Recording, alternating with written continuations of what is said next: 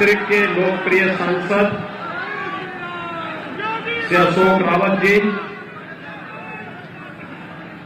लखनऊ के कैंट से लोकप्रिय विधायक श्री सुरेश चंद्र तिवारी जी, विधानसभा के प्रभारी श्रीमती सरोज कुमारी जी, विधानसभा के संयोजक श्री राम गोपाल अवस्थी जी, ब्लॉक प्रमुख श्री मुनेन्द्र अवस्थी जी, ब्लॉक प्रमुख श्री राम किंकर पांडे जी, नेमिष पीठाधीश्वर स्वामी देवेंद्रानंद जी महाराज, आज के इस कार्यक्रम में उपस्थित यहां से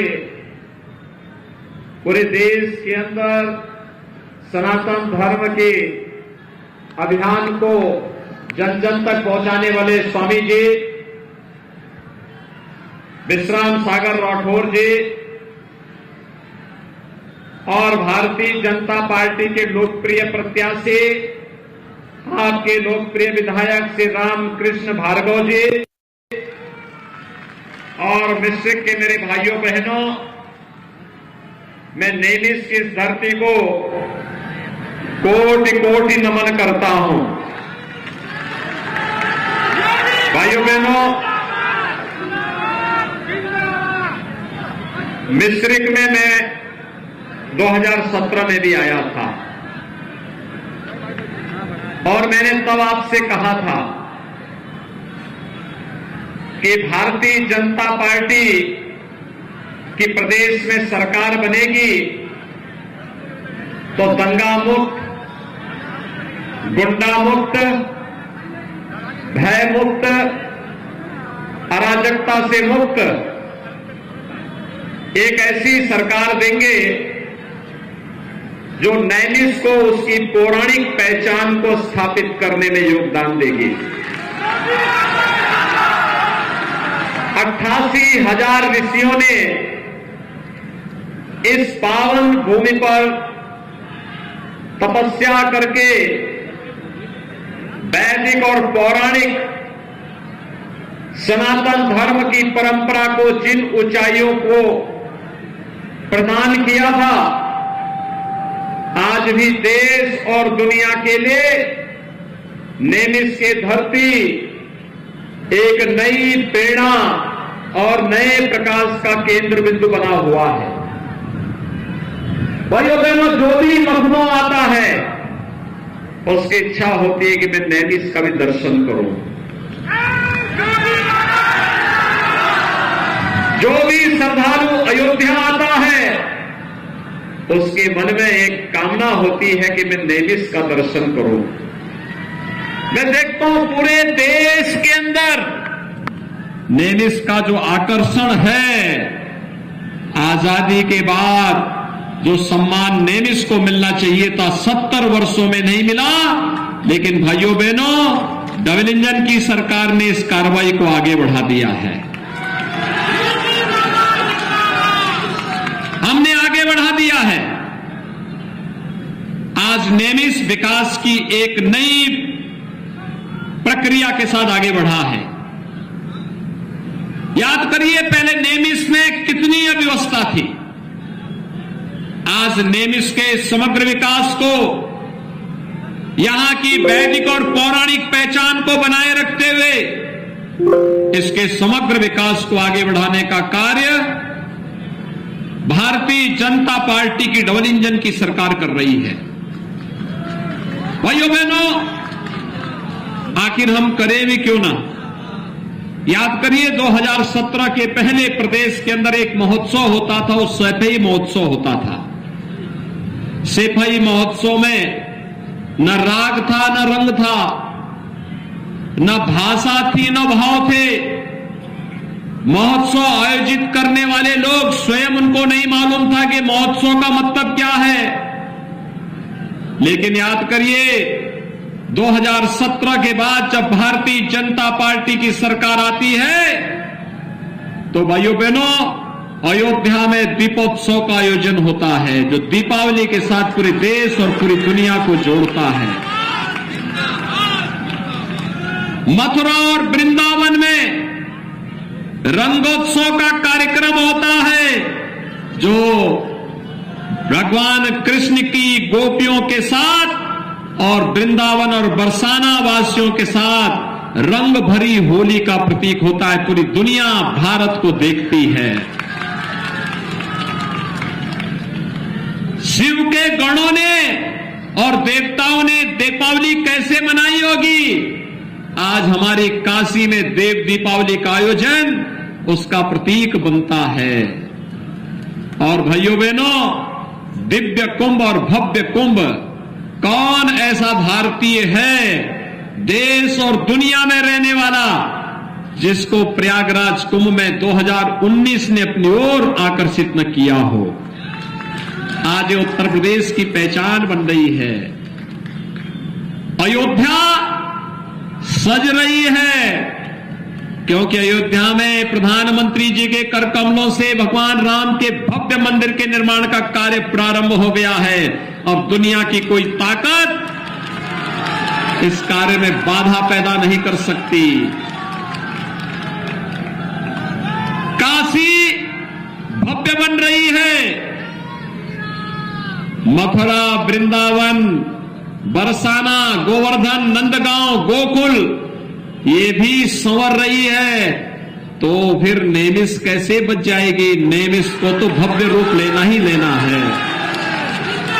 भारत की ऋषि परंपरा की आत्मा है नेमिष तो नेमिष को हम कैसे छोड़ देंगे? और इसीलिए नेमिष के विकास के लिए जितने पैसे की आवश्यकता पड़ेगी उतना पैसा यहां के विकास के लिए देंगे। इसके लिए नेमिष वासियों को और सीतापुर वासियों को किसी के सामने हाथ फैलाने की आवश्यकता नहीं पड़ेगी। इसके लिए तो हम लोग पर्याप्त हैं। और आपने तो विधायक ऐसे दिए जिनके नाम के साथ राम भी जुड़ा है, कृष्ण भी जुड़ा है। भाइयों बहनों, याद करिए 2017 के पहले प्रदेश में क्या स्थिति थी। दंगे होते थे। 2017 के बाद दंगे देखे। 2017 के पहले प्रदेश के अंदर कर्फ्यू लगता था। 2017 के बाद कहीं कर्फ्यू लगा? 2017 के पहले प्रदेश में व्यापक अराजकता थी। आज कहीं अराजकता है? गुंडागर्दी है? भाइयों बहनों, फर्क साफ है।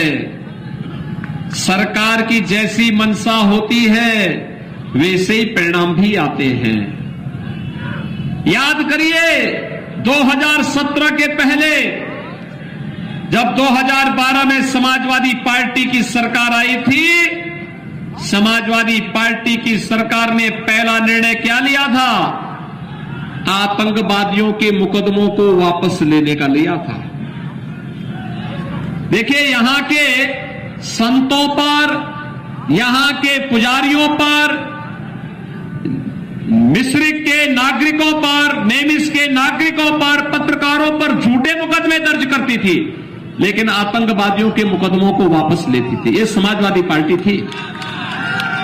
अयोध्या में जिन लोगों ने आतंकी हमला किया, काशी में संकट मोचन मंदिर पर जिन्होंने हमला किया, अयोध्या, लखनऊ और वाराणसी की कचहरियों पर जिन्होंने हमला किया, रामपुर के सीआरपीएफ कैंप पर जिन्होंने हमला किया था, जिन्होंने गोरखपुर, कानपुर, बिजनौर में सीरियल ब्लास्ट किए थे, ऐसे 1.5 दर्जन से अधिक आतंकवादियों के मुकदमों को समाजवादी पार्टी ने अपने कार्यकाल में वापस लेने का कुत्सित प्रयास किया था। भारतीय जनता पार्टी ने आंदोलन किया था। न्यायालय ने स्थगनादेश देकर के उन पर रोक लगाई थी।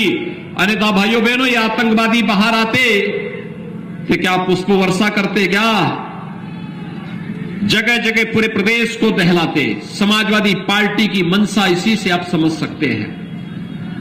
भाइयों बहनों, समाजवादी पार्टी नाम समाजवादी है, काम दंगावादी है और सोच परिवारवादी है।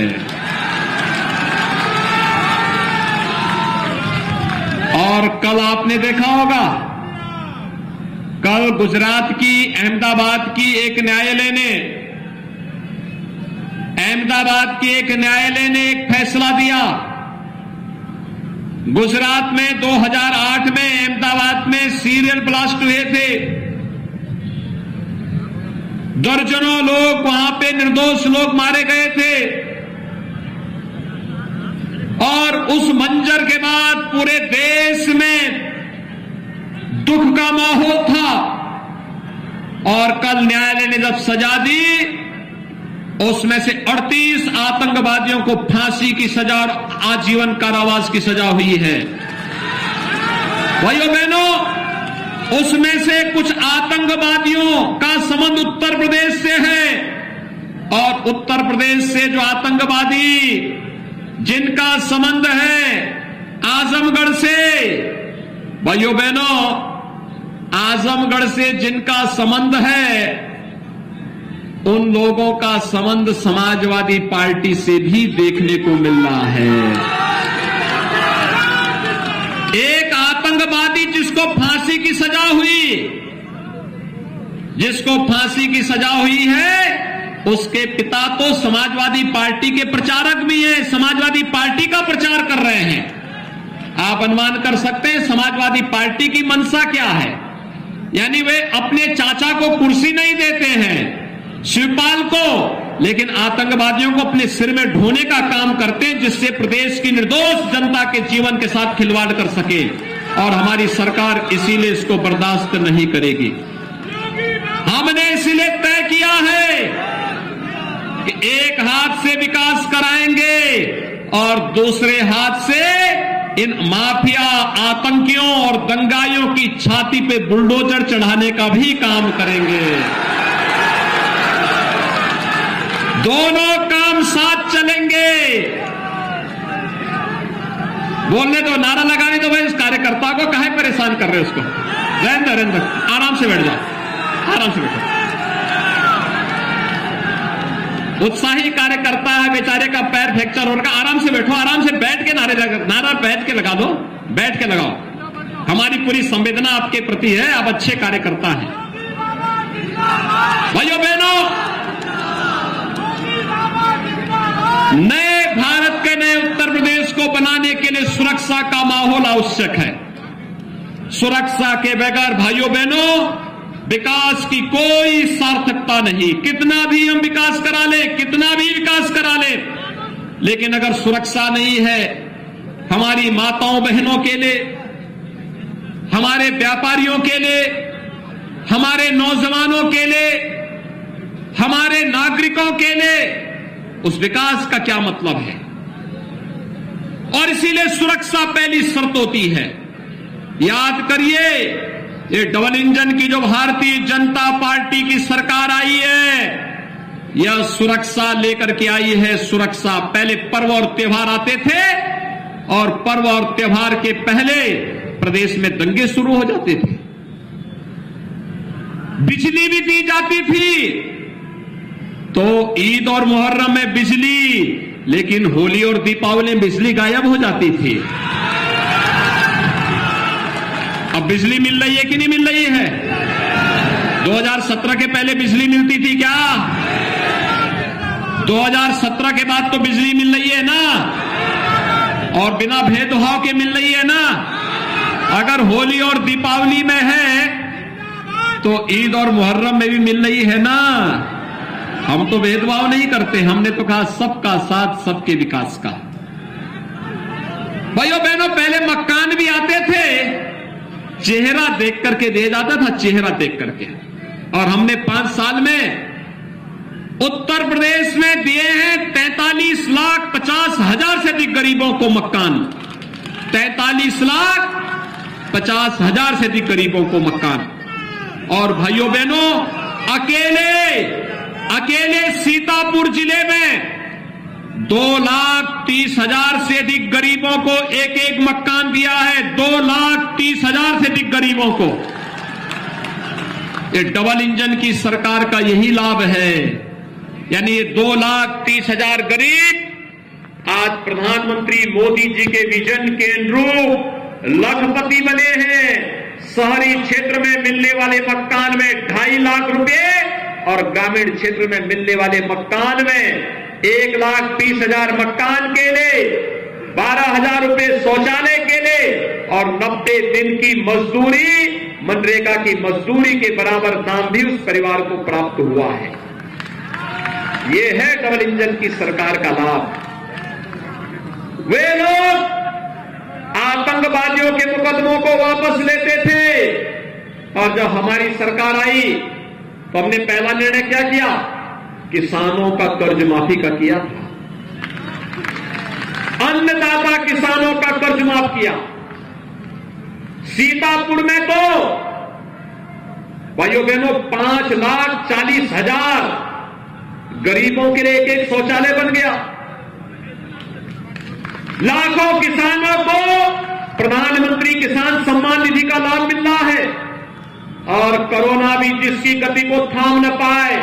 याद करिए, कोरोना कालखंड में सीतापुर की 5 चीनी मिलों को चलाने का कार्य भारतीय जनता पार्टी की डबल इंजन की सरकार ने किया है और गन्ना किसानों को 1,60,000 करोड़ रुपए का गन्ना मूल्य का भुगतान करने का कार्य भी डबल इंजन की सरकार ने किया है।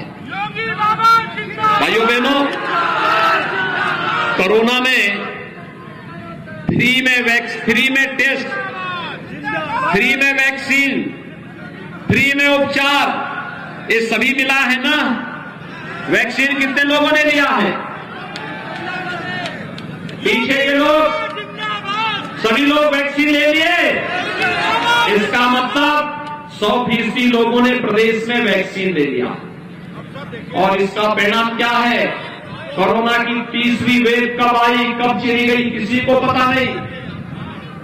हर व्यक्ति के जीवन को बचाने में सफलता प्राप्त हो गई ना? मुझे बताओ, कोरोना कालखंड में सपा बसपा कांग्रेस के लोग हालचाल पूछने के लिए आए थे क्या? इन्होंने जब वैक्सीन ले रहे थे दुष्प्रचार किया था ना कि ये मोदी वैक्सीन है, बीजेपी वैक्सीन है। आज इनको बताने की आवश्यकता है, अगर हमारी जान कोरोना महामारी से इस मोदी वैक्सीन और बीजेपी वैक्सीन से बची है तो उनको बताने की आवश्यकता है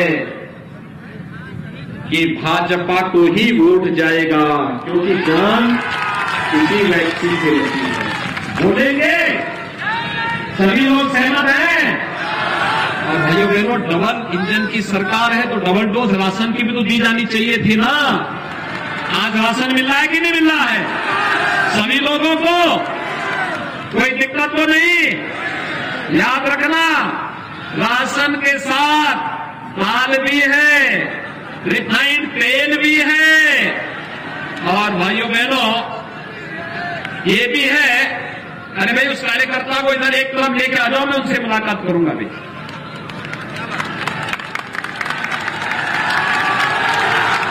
राशन भी है, तेल भी है, रिफाइंड तेल है, बैग्ड तेल है और भाइयों बहनों 1 किलो नमक भी है। अंत्योदय परिवार के लोगों के लिए 1 किलो चीनी भी है। यानी ये पहले भी दे सकती थी ना सरकार? क्या समाजवादी पार्टी की सरकार ने ये सब दिया? नहीं दिया ना। ये जो विकास आज हो रहा है, सड़कें चौड़ी हो रही है, ये जो बिजली मिल रही है, गरीबों को बिजली का कनेक्शन मिल रहा है, ये समाजवादी पार्टी की सरकार और बहुजन समाजवादी पार्टी की सरकार में भी मिलता था क्या? वे दे सकते थे, लेकिन उस समय सारा पैसा कहां जाता था? इत्र वाले मित्र के घर में। कहां जाता था? समाजवादी पार्टी के इत्र वाले मित्र के घर पैसा चला जाता था। गरीब देखता रह जाता था, न राशन मिलता था, न बिजली मिलती थी, गरीब को न पेंशन मिलती थी। किसी भी प्रकार की सुविधा नहीं मिलती थी। भाइयों बहनों, वर्तमान में हमने तो तय किया है अपने युवाओं के लिए अधिक से अधिक रोजगार देने का। 1 करोड़ नौजवानों को टैबलेट में स्मार्टफोन दे रहे हैं वर्तमान में हम लोग, 1 करोड़ नौजवानों को। और ये भी तय हुआ है, समाजवादी पार्टी ने चुनाव आयोग को शिकायत किया है कि टैबलेट और स्मार्टफोन नौजवानों को नहीं देना चाहिए। हमने तय किया है, अभी तो 1 करोड़ नौजवानों को दे रहे हैं, 10 मार्च के बाद सरकार बनने दीजिए, 2 करोड़ नौजवानों को हम टैबलेट और स्मार्टफोन देंगे। 2 करोड़ नौजवानों को। और भाइयों बहनों, ये टैबलेट ऑनलाइन एजुकेशन के लिए, ऑनलाइन एग्जामिनेशन के लिए और कंपटीशन की तैयारी के लिए तो आपके लिए उपयोगी होगा ही। साथ साथ टैबलेट और स्मार्टफोन का खर्चा भी मां बाप के ऊपर नहीं आएगा, वो वहन भी वही सरकार वहन करेगी। सुरक्षा के साथ साथ सम्मान और स्वावलंबन का मार्ग भी सरकार प्रशस्त करेगी। आप सभी सहमत हैं? रामकृष्ण भार्गव जी को भारी बहुमत से विजयी बनाएंगे, भारी बहुमत से। सभी लोग आश्वासन देंगे, उनको अपना आशीर्वाद देंगे। भाइयों बहनों, ये तब होगा जब मतदान के दिन 23 तारीख को आपका मतदान है ना, 23 तारीख को पहला काम क्या होगा? पहला मतदान फिर जलपान, पहला मतदान, पहला मतदान। सभी लोग सहमत हैं? रामकृष्ण जी को, रामकृष्ण भार्गव को आशीर्वाद देने को तैयार हैं? कमल चुनाव चिन्ह पर दोनों हाथ ला करके मेरे साथ बोलेंगे, भारत माता की, भारत माता की, भारत माता की।